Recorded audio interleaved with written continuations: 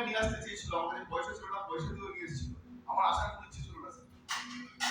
ওই ওয়ার্কশপটার পর আমি কাজ শুরু করি স্যার। আজকে আমি বাড়িতে 35 টাকা নিয়ে যাই। আমার ভালো লেগেছে শুনে যে সানডে আমি করেছিলাম স্যাক্রিফাইস, কারণ তো একটা ভালো হয়েছে, কিন্তু ওর জন্য আমি সানডে বেরোই না। যখন মেয়ের চোখের দিকে তাকাই তখন আমার মনে হয় সত্যি তো বড় হয়ে যাচ্ছে, দেখতেও পাচ্ছি না। তারপর একটা কথা ভাবি যে ওই লোকগুলো তো বসে আছে, মেয়ের চোখের দিকে তাকাই। আগে তাও উপরে এসে হাতটা করতে করতে পাই, এখন সেটাও করে কষ্ট হয়। তখন একটা জিনিস ভাবি যে মেয়ে যদি আরেকটু বড় হয়ে আমাকে বলে বাবা বাইরে কোথাও ঘুরতে যাবো, 1.5 কোটি টাকা দরকার, আর সেদিন যদি আমি না করি তাহলে সেদিনকার দুঃখ অনেক বেশি হবে। গাড়ি চালাও, বেরিয়ে যাওয়ার পর দেখা যাবে বাড়ি গাড়ি নয় ভাই, তার পেছনে একটা কিছু আছে যেটা উনি লিখছেন বাড়ি করবো, ভেরি গুড, তার জন্য। কারণ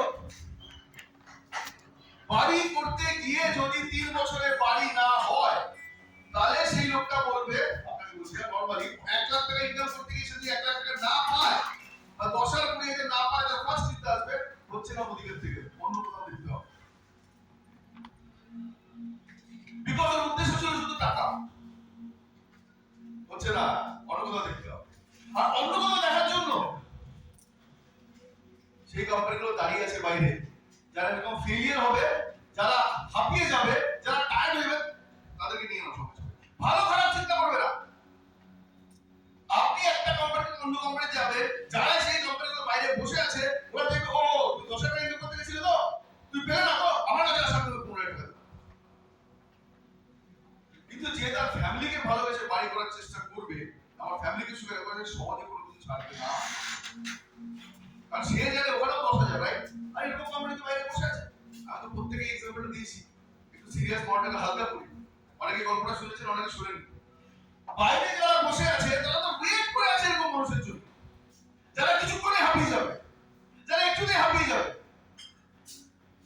তাদেরকে তো ধরার জন্য বসে, কেন ধরছে কেন যাচ্ছে সেগুলো জানে না, কিন্তু ধরার জন্য বসে আছে। এই গল্পটা অনেক জায়গায় বলি, সঞ্জয় বলবে আর বলবেন না, আমি শুনতে শুনতে পাগল হয়ে গেছি, আমি তাও বলবো, অনেকে হয়তো শুনবে। এক ভদ্রলোক ট্রেনে উঠেছে, ট্রেনে উঠে বলছে, উঠে বসে বলছে খড়গপুর কখন আসবে?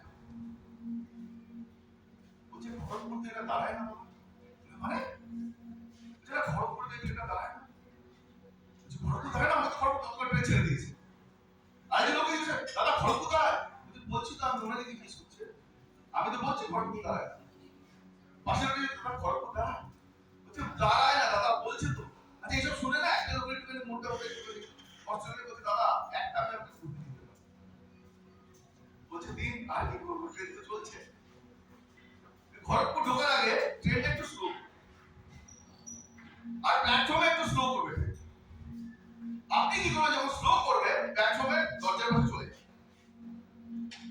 গিয়ে সামনে যদি দেখবে ফাঁকা জায়গা থাকে, আর নেমে কিন্তু দাঁড়িয়ে পড়বে না, মুখ তুলে পড়বে, একটু দৌড়বে, ট্রেনে যখন যাবে একটু দৌড়বে, দেখে নেবে সামনে যেন খালি থাকে, একটু দৌড়বে। তারপরে আপনি স্যার কিছু তো করার নেই, করতেই হবে। বড় করে এসছে, ট্রেনটা একটু স্লো করেছে, প্ল্যাটফর্মে ঢুকেছে, লোককে দরজার সামনে পিছনে ওই দিকে দাদা সামনেটা দেখে নেবেন দাদা, ফাঁকা যাওয়ার আগে একটু স্পিডে দৌড়াবেন, কিন্তু আর মুখ তুলে পড়ে যাবেন। দাদা এবার একটু খালি আছে, নামবো, বলছে নেমে পড়ুন, নেমে একটু ছুটবে। এই নেমেছে, ছুটতে শুরু করবে, ছুটতে ছুটতে কি হয়েছে, এত স্পিডে ছুটেছে সামনে কম্পার্টমেন্টের মধ্যে চলে গেছে। ওখানে দুটো লোক দরজা জ্বালিয়েছিল, ধুলে ওকে তুলে নিয়েছে। ওরা বলছে ওকে দাদা আপনি খুব লাকি, এই ট্রেনটা খড়গপুর দাঁড়ায় না, কিন্তু আমরা দাঁড়িয়েছিলাম বলে আপনাকে খুব করে ভেতরে তুলে নিতে হবে। এবার ও জানে না কেন ভেতরে উঠেছে, আমিও জানি না আমি কেন টেনে নিয়েছি, এরকম প্রচুর কোম্পানি বাইরে দাঁড়িয়ে আছে যে খপ করে আপনাকে ধরে তুলে, কিন্তু ও জানে না যে কিসের জন্য আসছি। বিকজ ওয়াই আমি যদি আরেকটা গল্প বলি অনেকে শুনে যায়, কিন্তু সত্যের সাথে হয়েছে কথা, আমি গল্প বলছি বলা ছেড়ে বাজারের গল্প শুনেছে একজন, এবার আমি বলি বাবা